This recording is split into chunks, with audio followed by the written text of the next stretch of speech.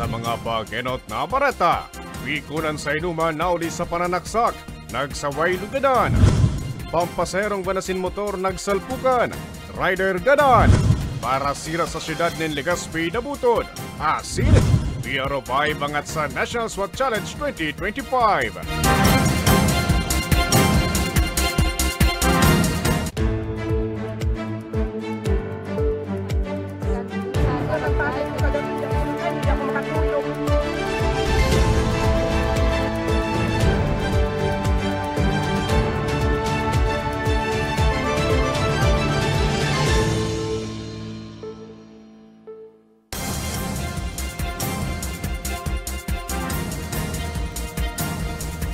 Diyos maray na banggiyo ninan mga bareta ang dapat nindong maraman ngunya na Martes, Enero 21 taong 2025.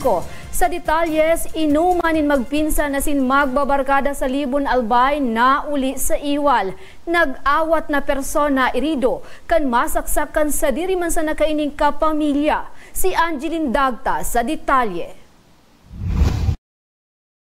Lugadan ang sarong lalaki na uminawat sa naman sa iwal kan sa iyang duwang pinsan makalihis na masaksak kaining Domingo. Alas 8:45 nin banggi kan mangyari ang pananaksak sa residensya mismo kan sospek sa Purok Puting Rosas, Barangay Bonbon, Libon Albay. Basado sa impormasyon mantang nasa inuman, nagkaigwan ni dai pagkakasinabutan ng sospek dangan kan sa rupa kaining pinsan. Pigbalos nindang sawayon kan biktima, alaga da napagbalingan naman kan dagit kan sospek hasta sa masaksak. Tulos man na pigdara ang biktima sa Rural Health Unit kan Libon na nagpaparahay pangunyan sa indang residensya. Doon may hindi sila nagkakaintindihan, kaya itong naman ay may nakuhang kutsilyo. Kaya nag-agawan sila, kaya yun ang natin, victim ay may tama sa kanyang kamay. Nadakop man tulos ang sospek sa indang residensya asin na-recover man sa iya ang kutsilyong ginamit niya sa pananaksak. Nasa kustudiya pa siya kan Libon MPS para sa magkakanigong disposisyon. Ang Libon Municipal Police Station po sa pangunguna po ng aming officer in charge na si Police Major Jonathan Ilapil ay nagpapaalala po sa lahat, lalong-lalo na po sa mga barangay na if ever man yun nga pag nakainom sila, wag lang ilagay sa ulo, kundi ilagay lang sa tiyan. Kumbaga drink responsibly, tsaka pag ganun pong mga oras, umuwi na lang po sa kanilang bahay. Nagpagirumduman ang pulisya sa publiko na dai pag-agi sa dahas ang anuman na dai pagkakasinabutan. Para sa mga baretang Tatak Bicol, Angeline Dagta.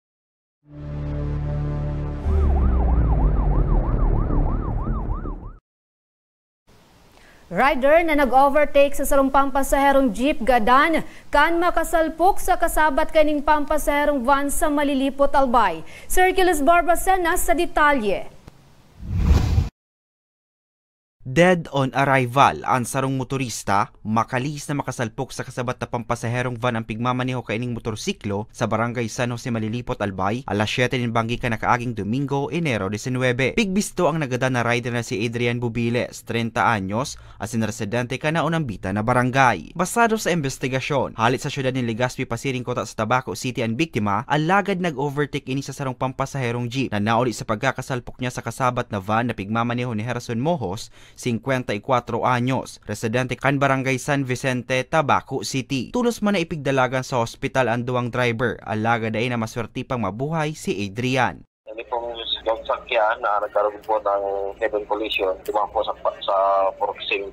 Habang nangyari po ini, habang yung motorcycle po, nakakuha po nakapali po dumasalin kang van, nagpapalagaro po sila ng collision.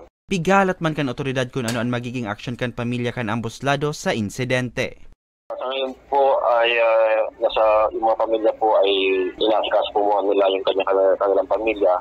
Outside po yung sa motor po ay inaaskas muna yung pagpalipin ng kanilang kamag-anak, and while dito naman po sa van ay nakakotay pa po. Katakod kay ni, liwat na nagtaunin pagirumdom ang otoridad sa publiko na maging maikmat ng sa tinampo tangani day makapirwisyo. Para sa mga baretang Tatak Bicol, Hercules Barbacena. Para sira sa syudad ng Legazpi, gadan kan maulog sa piglulunada na bangka. Biktima posible subuot na pinulikat o inatake sa puso sigun sa otoridad. Si Arielo Beyas sa detalye.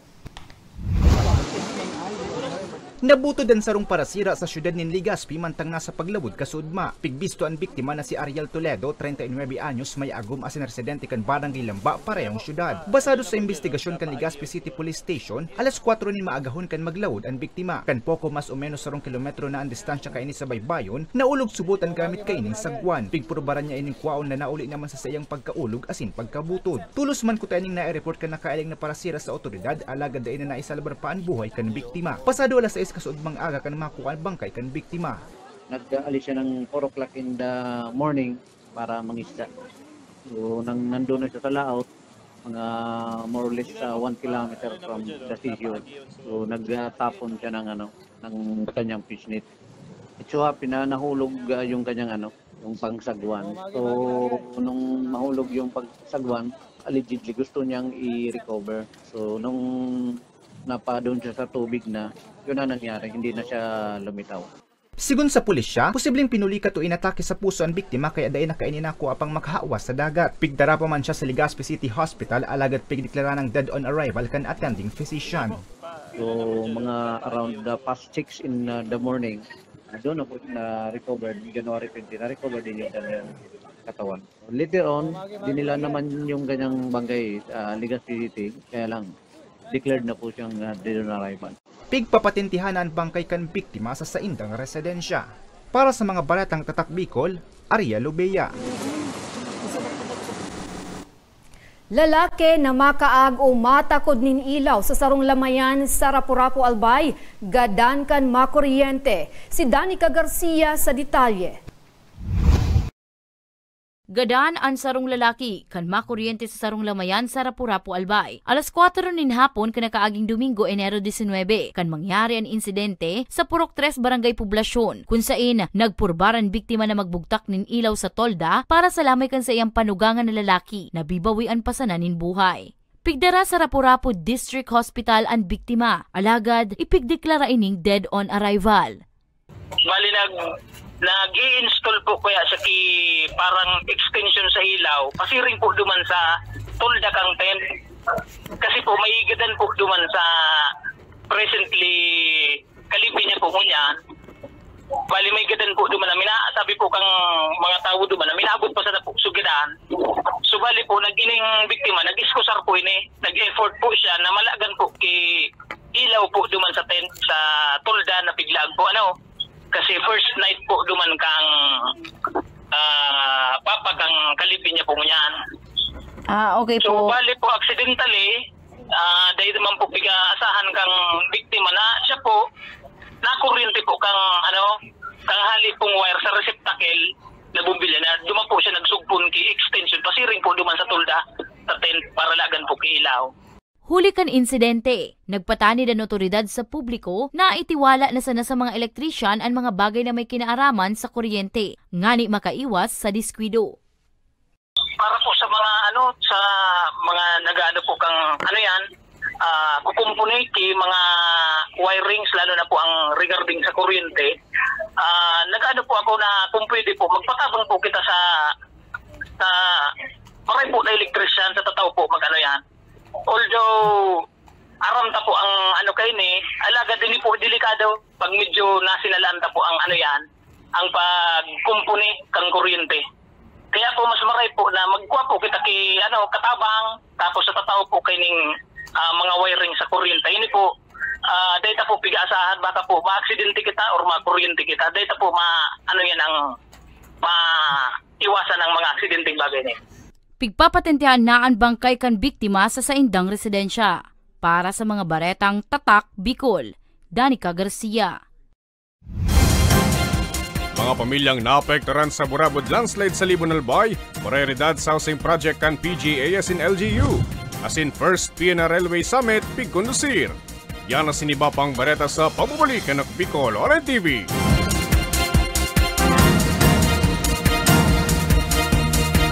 Marahin aldaw sa Indo Gabos. Ang aldaw na ini ay para sa Indo, para sa tuyang mga kababayang Bicolano na nangangaipuhan kan kalinga, asin manlain-lain na medikal na serbisyo. Ini po ang sa tuyang dalan para makapalhatod kan serbisyo maski gurano ini karayo o Karani ang saindong kinamumugtakan.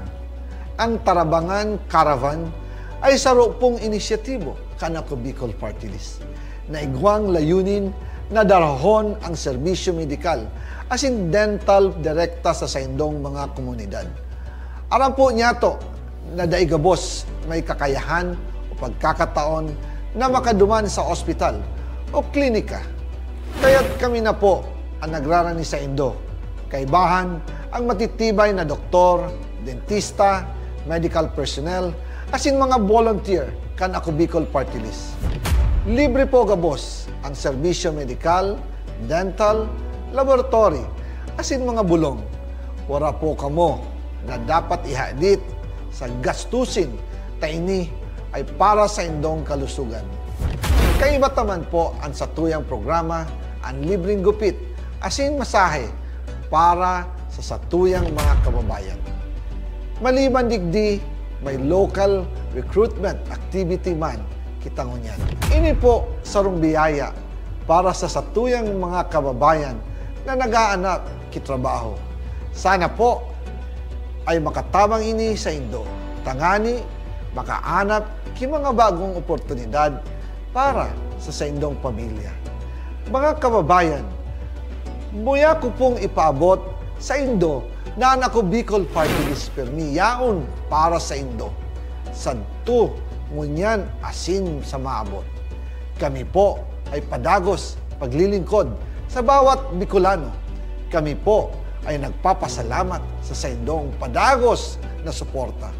Habang yaon ang suporta kan kada Bicolano sa ako Bicol Party List, padagos po niya to dadarahon ang mga programa na direktang nakakapiktar asin nakakatabang sa saindong gabos.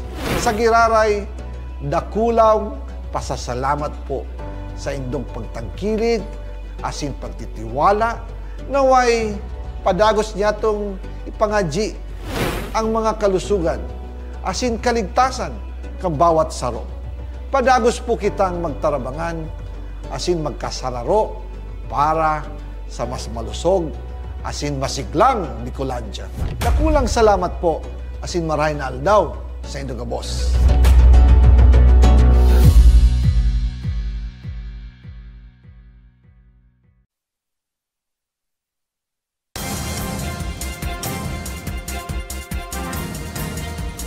Nagbabalikan ako Bicol Online TV. Mga pamilyang nawaranin harong sa Banwaan ng Libon Albay Makalis na rasayan ng daga o kan manrapado ang bagyong Christine ka na kaaging Oktubre. Prioridad subuot sa housing project kan gobyerno probinsyal kan Albay asin kan sa indang LGU. Si Danica Garcia sa detalye. Binisita kasubagong aga ni Lola Vilma ang harong ninda sa Purok 2 Barangay Burabod, Libon, Albay na saro sa mga natambunan sa nangyaring landslide kinakaaging Oktubre 23, 2024. Makalihis ang panrarapado kan bagyong Christine. Sigon kay Lola Vilma, makulog sa buot na mawaaranin harong, urog na taituunan sa inda mga pinagpagalan asin mauugmang pag-iribana na magkakapamilya. Alagad sa pag-agi daakan aldaw, diit-diit niya na ining naaako. Nagpapasalamat po ako sa Diyos na nailuwas siya. Tapos nagpapasalamat ako sa mga kataning ni na pigmang po siya na pig-try po nilang mailuwas po siya. Kasi sabi nga ni po ka nagluwas, di ilinuwas niya na siya agum ko. Pero kawasa di kami nahilin. Suminikat pa siya sa itaas para hanapon kami mag-irina. Tapos pag nagkukuya na po sa daga, bali luminukso na lang siya from second floor po to ground floor. Kasi yapan na po sa daga. Opo. Sobra po ang pasalamat ko sa Diyos, sa mga tao na may concern po sila sa muya na araw kayo po na para po na tinatry ninda na i-comfort kami, masingani po araw kayo po ang nangyari. So, tanggap na lang po. Pwede mo magilibo po. Si Lolo Gerardo, apektado man sa nangyaring landslide. Kabanga kayakan sa indang residensya, ang natambunan man nindaga. Siguro madam, mag-istorya ako. Tanong inot ka itong sabi ko baga nag-landslide na yan. Tigbigtawan kami yung relocation baga sa Kigasang. Natawa naman ako. Parang di man nato haman ta. Di man nag-star. Pa utay-utay. Ta nag-umabaya. Nung munya na nangyari yan, gusto man naman safe. Maski mang utang-utang ng bangko baga. Para may seat man kami. Ang residenteng si May, hastangon niyan, dai pa nahihiling ang bangkay kantiyaon niyang si Mary Jane Navia na sulamenteng nalubungnin buhay sa insidente. Kasama niya po yung kapatid ko, kuya ko. Tapos nung nangyari na po sa landslide, sinigawan man po siya ni kuya na magbaba na. Tapos nagbaba man po siya, may siguro ko po, babalikan niya siguro sa gamit niya. Parang naglaog daw siya sa harong-harong. Naakala niya safe siya duman. Kaya po inabutan na siya kang daga na nagababa. Sigon kay punong barangay Erwin Perez, taong 2008, pigbalyo ninda sa relocation site sa Purok 5 Sitio Kigasag, Barangay Burabod ang mga apektadong pamilya. Bilang pagprotehir sa mga ini, sa huma panin landslide, alagad, pabalik-balik ang mga ini sa lugar. Ini kaya ma'am, 2008 pa yan. 2008 pa yan na discovery mi na kagawad pa ko kay ito. May mga crack talaga dyan. Tapos, yung ito, pag lipas ki, 16 na taon, yun na yung nangyari. Ining so ining zone portion kang zone 2, tapos zone 3, zone 4, big relocate to po yan. Kaya nagkaigwa kami ng relocation site sa zone 5. Ang problema, kamiling halawin na baga, dahil man nangyayari sa kwan, nagbaralik sa ibang residente. Pero pag mauran, duman sila, narelipat sa relocation. Asigurasyon naman ni Mayor Wilfredo Marunilla na ang kasong formal nang mapuunan ang housing project kan gobyerno provincial kan Albay sa pakikipagtabangan kan sa indang opisina, tatauanin prioridad ang mga pamilya sa nasabing barangay na naapektaran kan landslide. As of now po,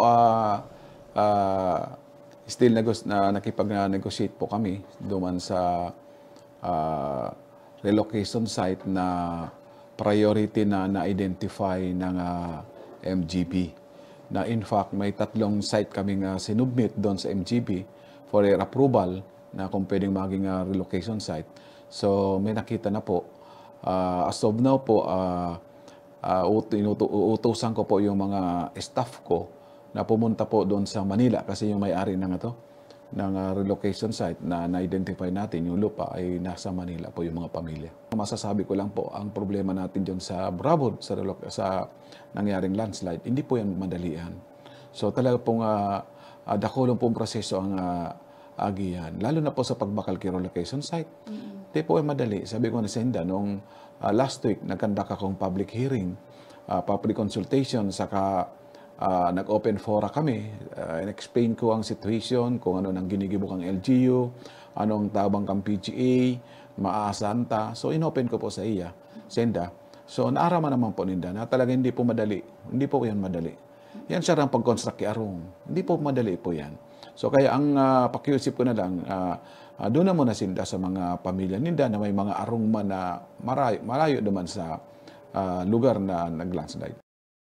Pinasalamatan man kan alkalde ang mga padagos na nagpapadara sa Indanin Tabang, ngani makapagtaong alalay sa 32 na apektado pang pamilya na luway-luway pang nagbabangon sa buhay. Para sa mga baretang Tatak Bicol, Danica Garcia. Arayo ka sa libo. Pinaka-primerong Railway Summit pigkondusir kan PNR kasubagong agas sa Naga City. Biyaheng Naga-Legazpi, posible subuot na magpuo naman ngunya na bulan. Si Angeline Dagta sa detalye.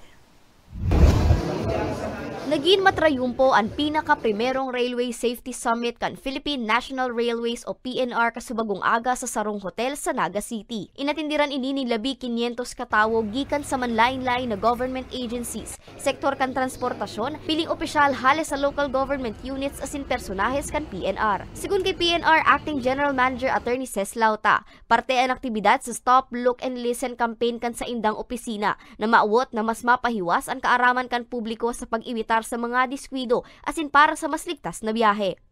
Ang main na reason po for this is to spread awareness po sa safety ni PNR. Pagkatapos po nito, tuloy po yung kampanya, yung hindi pa po na-cover ng mga activities ni PNR na safety campaign, babalikan po sila hanggang po sa lahat, masolid po natin na madaanan yung lahat ng area dito sa Bicol. Sa pagtiripon, pigtukan man ang manlain-lain ng makabagong estratehiya asin lakdang nga ni mas mamakaray ang serbisyo kan mga tren sa rehiyon. Bilang promisa sa pakikipagtabangan sa kampanya kan PNR, pinirmahan man kan mga opisyal sa barangay gikan sa Camarines Sur asin Albay ang sarong kasunduan. Permimi pong pigsasabi ang tren po bako lang pagsasadiri kang PNR. Pagsasadiri po yan kang lambang Pilipino. So ano po ang ginigibuta pag kita po ang may kasadiri kang sarong bagay, inaasikaso ta, inaalagaan ta. Ginigibuta po ang gabos na esperso para maglawig ang buhay kang sa tuyang mga bagay-bagay. So iyon man po yan ang pangapodan mi sa Indo dahil po sa tuya ini gabos at tamanon ta po ang sa tuyang riles at tapanon ta po ang sa tuyang mga tren.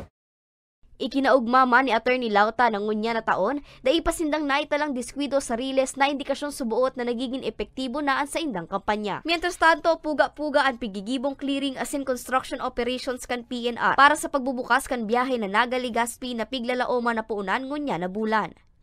Para sa mga baretang Tatak Bicol, Angeline Dagta. SWAT team kan PNP Bicol angat sa taon ng National SWAT Challenge. Iba pang awards na iuliman kan grupo. Si Hercules Barbacena sa detalye.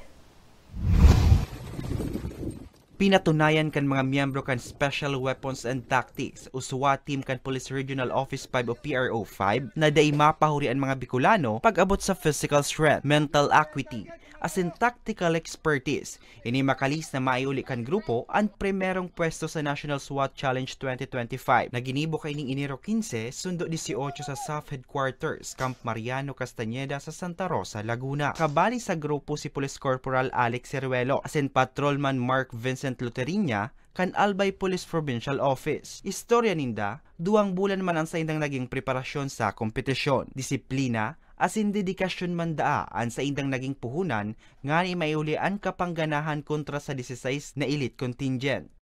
To practice yung mga courses, yung mga possible courses sa firing range, na make sure namin na yung mga putok namin is maayos so that sa actual competition we can come up a good result po. And that's why nag-uwi po kami ng merong dalang Corona, which is the first runner-up overall. Kasagsagan po ng ulan that time, hindi yun naging hadlang para magpahinga na lang kami. Kasi alam namin na lahat ng PROs, lahat ng region ay ipapadala yung the best of the best na team. Kaya ang nasa isip lang namin noon na hindi kami makontento kung ano yung mga skills namin. Talagang araw-araw ini-enhance namin yan eh. Kabali man sa nagrepresentar sa PRO 5, sinda Police Corporal Edgardo Delgado, Police Corporal Mark Steven Gonzalez, Police Corporal Glenbert De La Rama, asin Police Corporal Teodoro Vergara na enterong personahis kan Albay PPO. Sa pangalan po ang Samuyang Provincial Director, Police Colonel Julius Cubusan Nuevo, ang Samuyang pong taos-pusong pasasalamat sa members ng SWAT Albay for bringing pride in Albay PPO and as well as the Regional Office 5. So sana po next competition, makuha na po nila ang talagang champion na title. So with that, thank you very much sa Induga Boss. First runner-up man ang PRO 5 sa SWAT team sa endurance firing. Second runner-up sa sniper-initiated assault. Asin second runner-up sa bus assault on target identification and rescue. Sindaman ang best in uniform. Mientras tanto, pigigibo ang SWAT challenge kada taon. Apera sa pagpapatiribayan o beto man kan kompetisyon na mas pakusugon ang sa indang pag-iribanan. Pagkakasararo, siring man na maging instrumento para sa mga bagong kaaraman asin kakayanan. Para sa mga baretang Tatak Bicol, Hercules Barbacena. Asin yanan katripunan kan mga baretang naguno kan ako Bicol News Team. Ako po si Jen Nunez. Salamat!